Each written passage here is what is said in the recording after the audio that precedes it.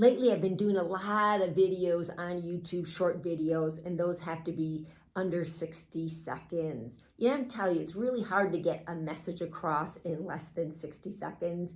In fact, as I was watching them, I was concerned that on some of these, I was trying to describe things that are very deep in nature, things that are very profound in nature, and they came across as sound bites. And I never want to be glib with the essence of reality, with spirituality. I mean, there's no soundbite in it.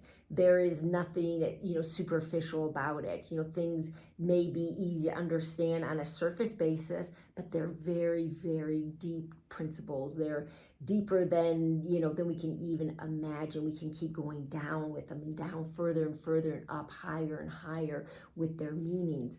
And one of the things I was talking a lot about was taking back our power. It's really easy to take back our power. Yeah, let's do it. Let's do it, sisters.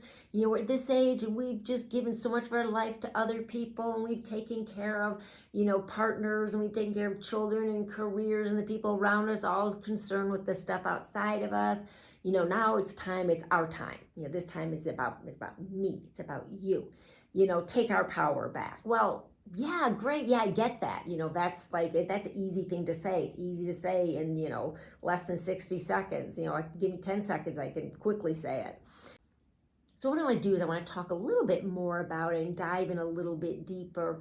As I just mentioned, that we can dive very, very deep into all of these topics because they're very profound and they've got a level of depth that is just, is beyond, I have just a certain range I can go. You may be able to go deeper, you may not go as deep, but let's explore this together. So one of the first things about taking our power back is to understand where we've given our power away. And our first indication, the first clue that you've given your power away is when you start to blame something else in your life, whether it's a circumstance, whether it's another individual. It doesn't matter. If we are feeling victimized by something outside of ourselves, it's a perfect opportunity to go, whoa, wait, put on the brakes, mind, stop a minute, heart, be still just a minute. Let's look into this. Let's look into the reality of it. And when I look at the reality of things, I always want to square it back to the highest truth that I know. And the highest truth that I know is that I'm a divine being. I'm an immortal, incarnate in a physical meat suit. It's such an unglamorous way of saying it. A physical vehicle, in this avatar. But I'm an immortal being. I'm surrounded by my immortalness, my divineness that's imbuing everything I do in here. And that immortal being is incredibly powerful, powerful beyond our imagination, yet it is also on its pathway becoming even more awake, more aware, more into its divineness and its God-given potentials of being a creator being. But anyways, that's in essence who I am. That's what I try to I don't try to, but that's what I square everything back with. So if I'm feeling victimized by something, I always go back to the reality that I know to be true. So if that is true, then what does that mean? Why did that appear in my life, that instance? Why is that person in my life? And why are they talking to me in this way? Instead of getting irritated or combative with it, hopefully I can get to a place where I can look at it and I say, oh, why is that appearing? What is that showing me? Where is it shining a light on that I could shore up my own knowledge, my own wisdom, and my own understanding of who I am? There's a weak spot there. It came in on a weak spot. Let's look at that weak spot and let's shore that up with the reality, the highest reality that I know. And that's my first step into not being victimized by things. If I'm in the car and somebody cuts me off and I want to just flip them off and I want to, cuss them out, which I may do, but, sort of getting really worked up about it, that'll pass. That I think, okay, so, that's a reminder that when somebody wants to cut in or somebody wants to pass me, let them in, return that favor. Have I been doing that lately? Did I not do that at some point?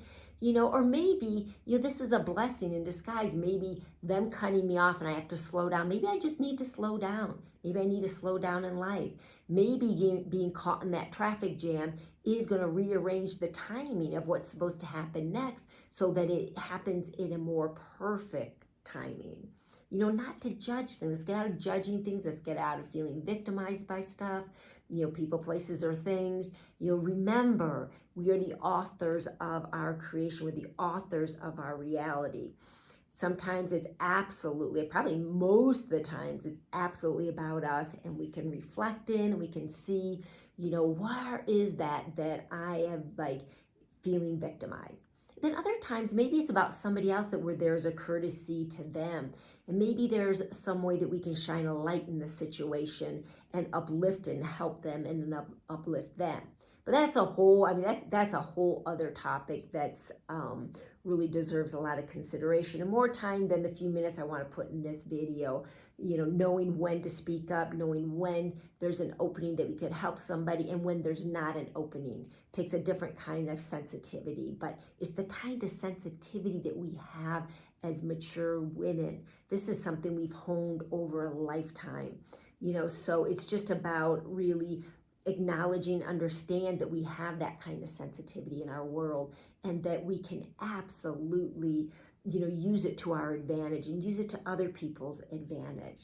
But anyways, that's it for today. The message I just wanted to talk about, taking our power back, quick step, a quick, easy way to start doing that. Looking at where we're feeling victimized in our life and knowing that that's not true, that we are not a victim. We're never a victim. There's things are showing up for reasons, and we need to figure out what that reason is. What is the goal that we can bring out of that for our right now and for the future that we want to create. So I hope that's helpful. Be sure to like, be sure to subscribe to the Rebel Crone, and I look forward to talking with you more another day.